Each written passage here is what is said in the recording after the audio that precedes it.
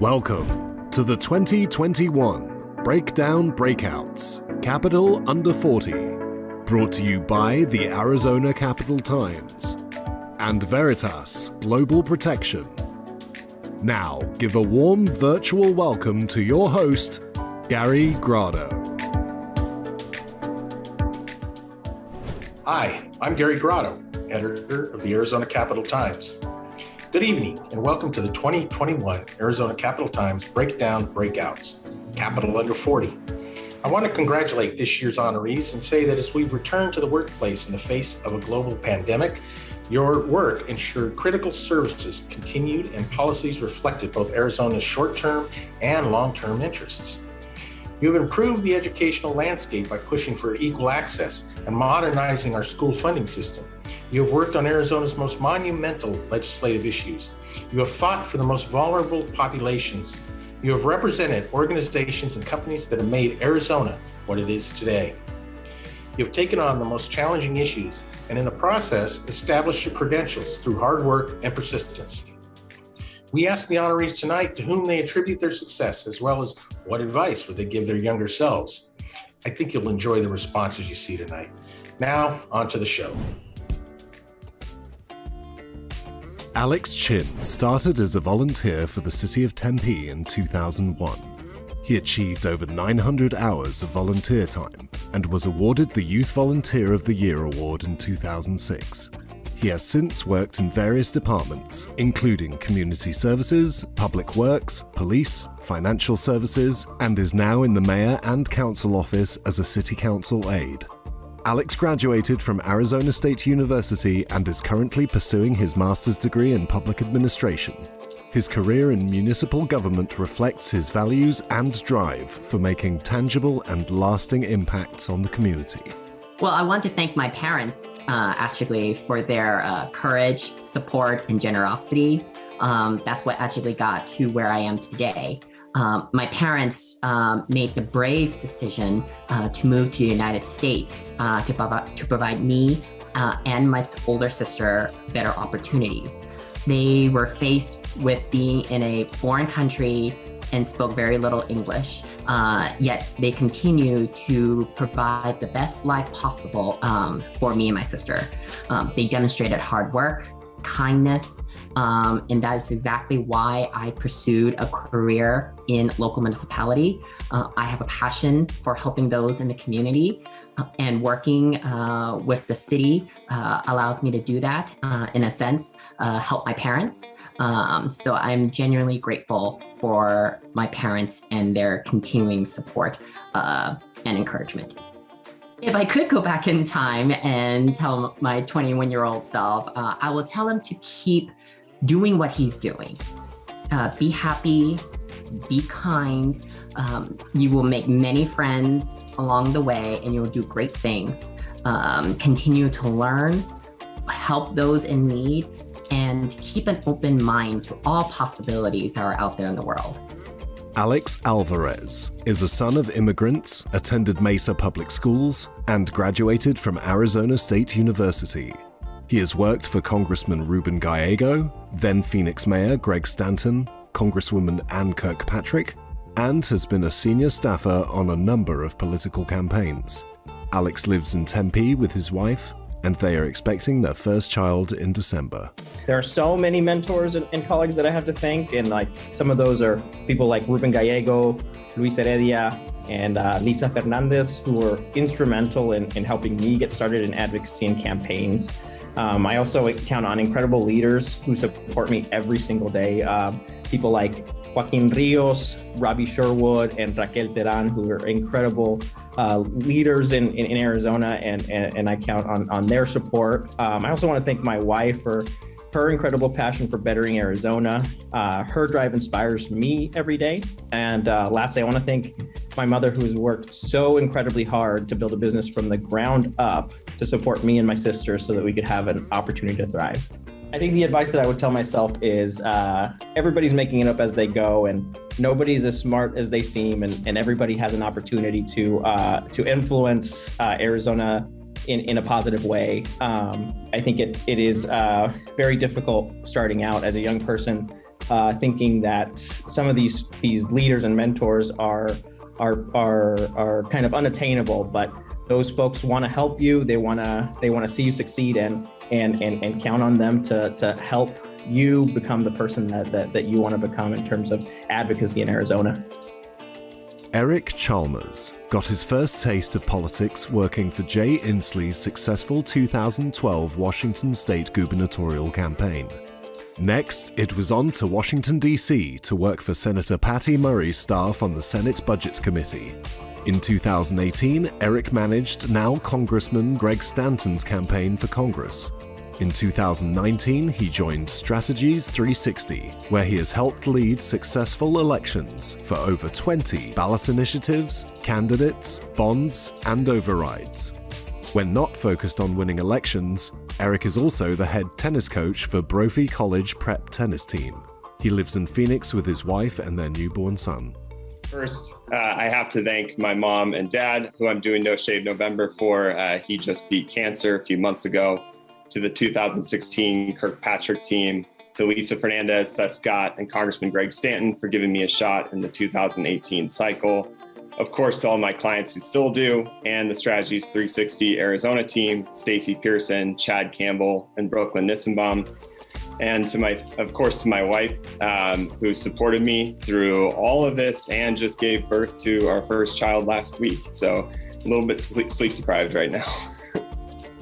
Time management. I think you can't get away in college. I was the guy in the library till 3 a.m. and I can't get away with that anymore.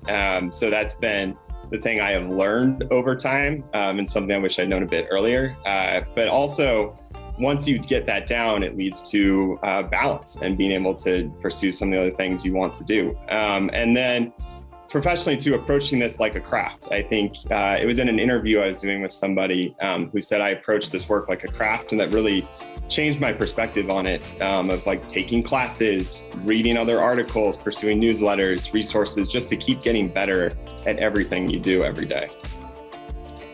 Annie Landers played a vital role in reshaping Junior Achievement's program and delivery model during the COVID-19 pandemic to reach students wherever they are learning. As a result, more than 66,000 students received critical career readiness and financial literacy programs this year. As part of the leadership team, Annie helped in creating a vision for the nonprofit and a strategic plan that will serve more than 80,000 kids in the next year. Part of the expanded reach includes detention centers, foster care, and rural Arizona communities. Annie is an Arizona native and graduated from Arizona State University. She is a proud wife and mother and enjoys serving her community on numerous boards. Without a doubt, I'm honored to work under our president, Catherine Sakala, here at Junior Achievement of Arizona. She is the kind of person who anybody would be lucky to work under over the course of their career. And I get the benefit of learning alongside her every day. I learn about what it's like to be a strong, a driven, but also an insanely empathetic and understanding leader. And I am confident that that has shaped who I am and who I will be as a leader, both in our community and also within my personal and my family life for the long term. I would certainly tell myself, assume you know less and you will learn more. I think it's something we all learn as we age, but if we would have learned it earlier, boy, wouldn't we have gained perspective and understanding? Wouldn't we have been more eager to be able to seek out different ideas and different areas of knowledge? I think that that's something I never want to let go of now, and I only wish I could have embraced that in an earlier age.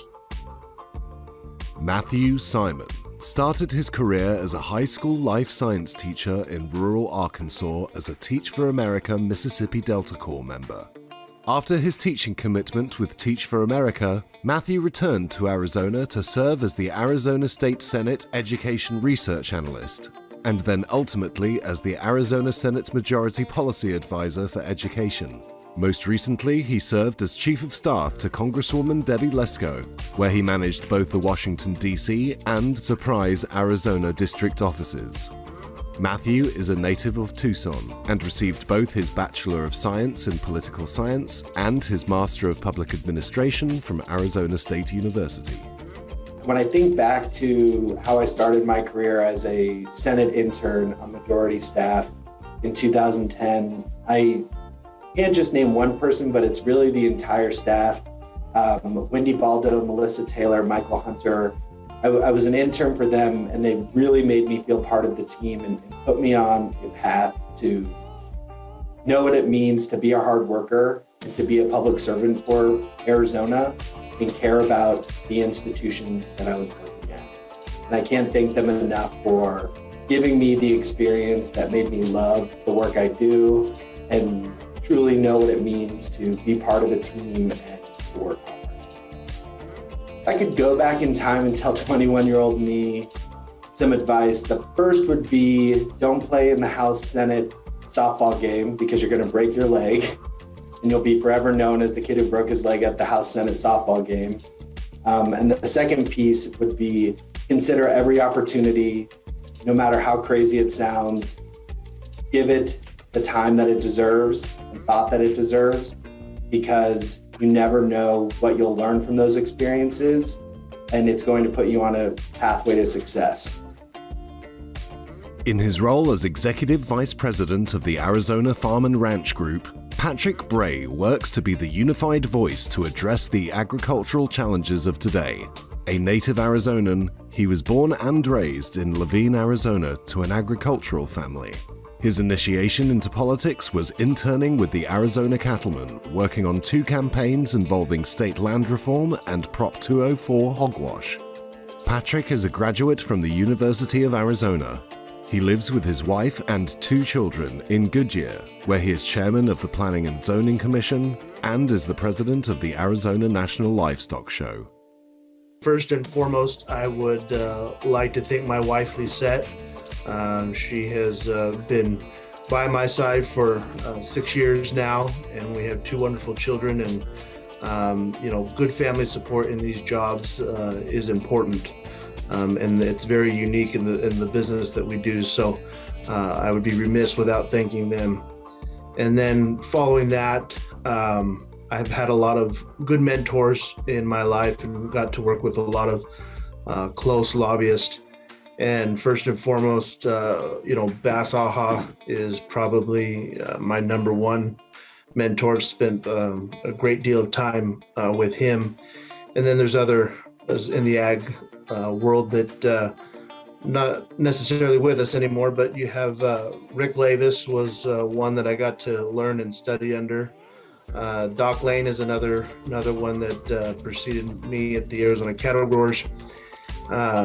Jim Klinker, Cheryl Gore, Robert Schuler, Joe Sig. I've really been blessed to be surrounded by a lot of great individuals that kind of gave me guidance and helped me along to get to where I'm at today. Don't take things so personal.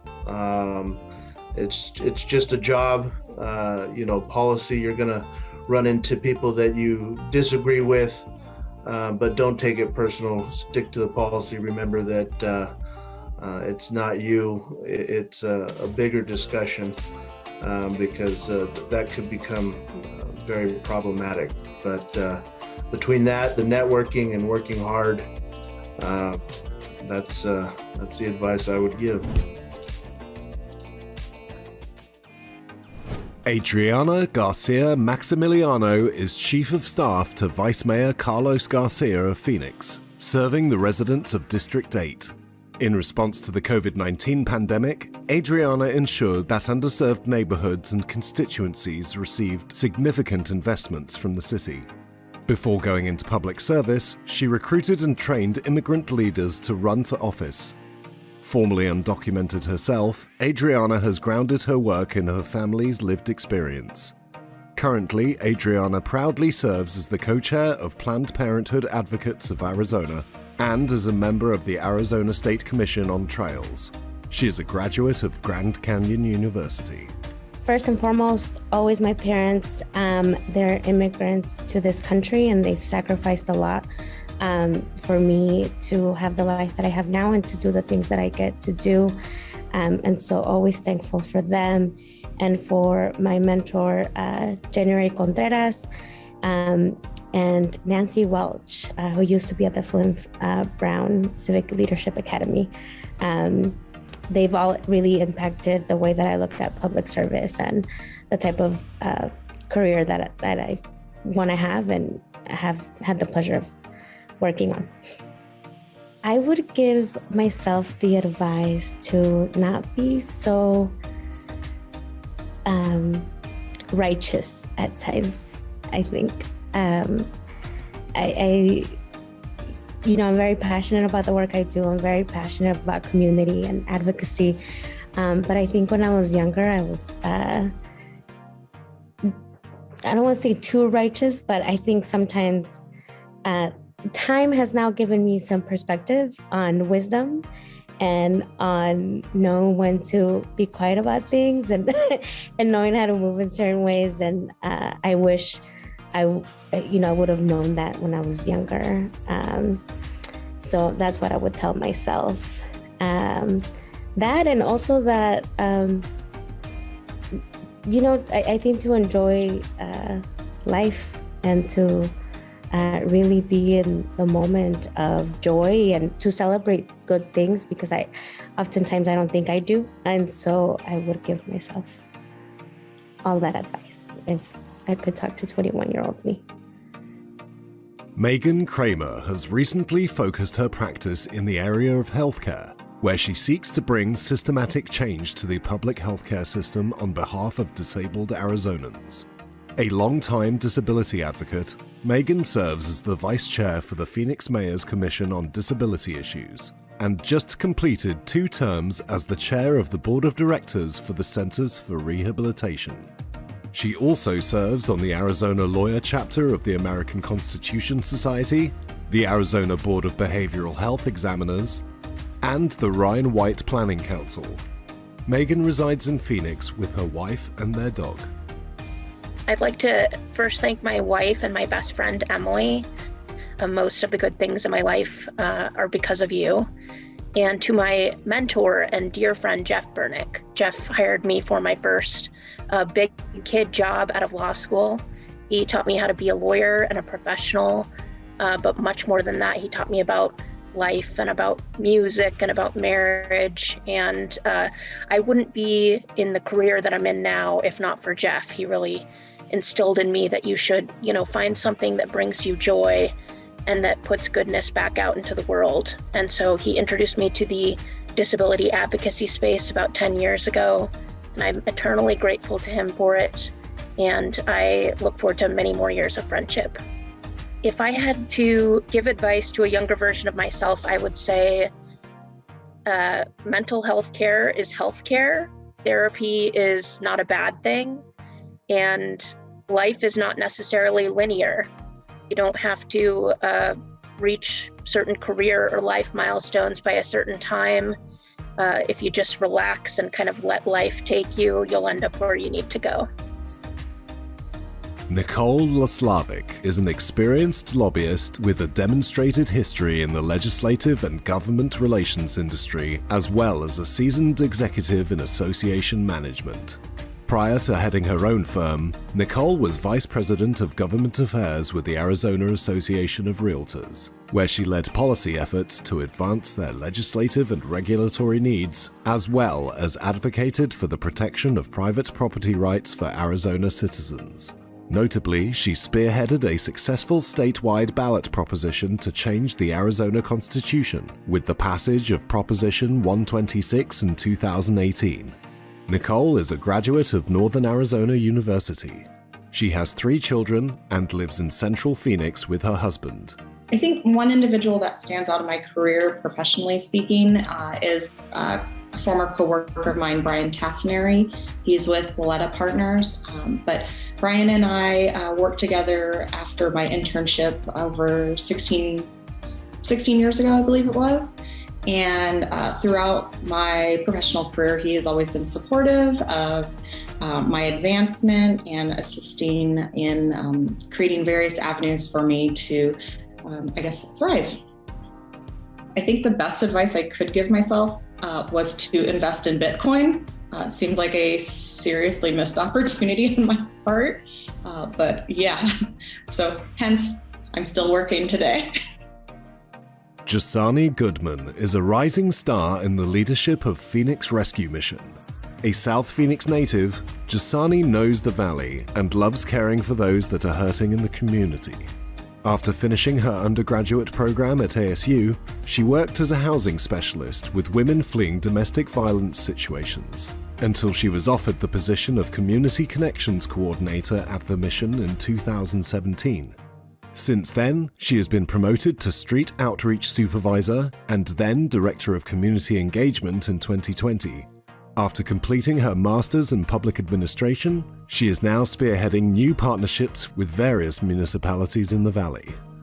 So I would really like to thank the Phoenix Rescue Mission in general, just for the opportunity of being able to serve in this capacity, as well as the people who have really mentored me and have, I guess you could say, showed me the ropes, which would be my director or former director, now a chief program officer, Nathan Smith, as well as our community relationship officer, Pam Morrison. I have to say those two people have definitely invested in me, and then I also want to thank my team. I feel like my team is also a real big part of everything it is that we do. So the advice that I would give to my younger self would be to explore different, things, whether it be volunteer in different capacities and different efforts, and don't be afraid to ask questions, and don't be afraid to get in the middle of things and, kind of step outside of yourself and, I guess, take a hold of every opportunity that is presented, because you're always going to learn something. And so that would be the advice I would give my younger self. Julie Gunnagle has a Scottsdale-based practice focusing on small business litigation, regulatory law, and reproductive justice cases. Additionally, she is the political director for the Arizona chapter of the National Organization for the Reform of Marijuana Laws. She was the 2020 Democratic nominee for Maricopa County Attorney, coming closer than any Democrat in 40 years to taking that office. A graduate from the University of Notre Dame Law School, Julie is a former assistant state's attorney in Cook County, Illinois. In 2013, Julie was appointed to the Midwifery Scope of Practice Advisory Committee that rewrote the Arizona rules for licensed midwives. She serves on the board of directors for the Arizona chapter of the National Council of Jewish Women and Veterans Justice Advocates. All credit, both good and bad, should go to my parents, Bruce and Gina Brown, who taught me that thinking for yourself is the absolute highest good. With respect to your second question, however, they also taught me that Robert Zemeckis is a cinematic genius and that you don't mess with time machines.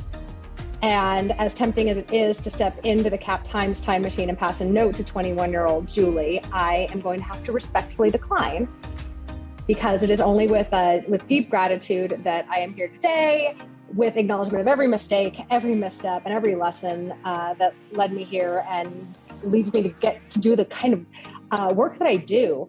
So with the past year, and especially COVID being privately difficult, I just want to say that it has been the privilege of a lifetime to get to work on maternity care, expungement, and eviction work for Arizonans. And if I absolutely have to risk the space-time continuum and jump into your wibbly wobbly timey-wimey stuff, please give 21-year-old Julie a high five and tell her to put some money on the 2016 Cubbies. Melissa Johnson helps grow AAED through membership, events, and community building. She has a passion for regional and rural work and advocating for statewide economic development efforts. Prior to AAED, she spent several years at a land use law firm, followed by 5 years as executive director for Pinal Partnership. Melissa holds a Bachelor of Science in Business and Political Science from Arizona State University. I've had a lot of instrumental people in my career, and first with Sandy Smith and Harold Christ at Pinal Partnership, they really helped me find my voice and my calling at that organization. and really made me feel valued and how to be a leader. And then I did a mentorship program through ULI Women's Leadership Initiative. And Angela Carr-Mitchell was my mentor, and she taught me a lot of useful advice as far as professional development and being confident in your opinions and growth patterns and where you want to go.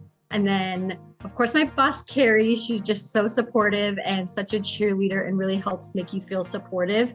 And all of those people have held the door open for me to find success in my career. And that's something that I can't wait to do for future generations.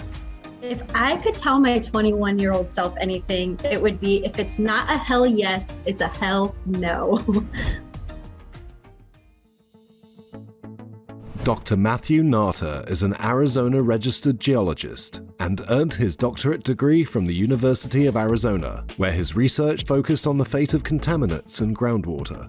Dr. Nata works across disciplines to manage complex site investigations and environmental cleanups. For more than 8 years with ADEQ, he has been able to work with communities throughout Arizona to ensure safe access to drinking water and a healthy environment.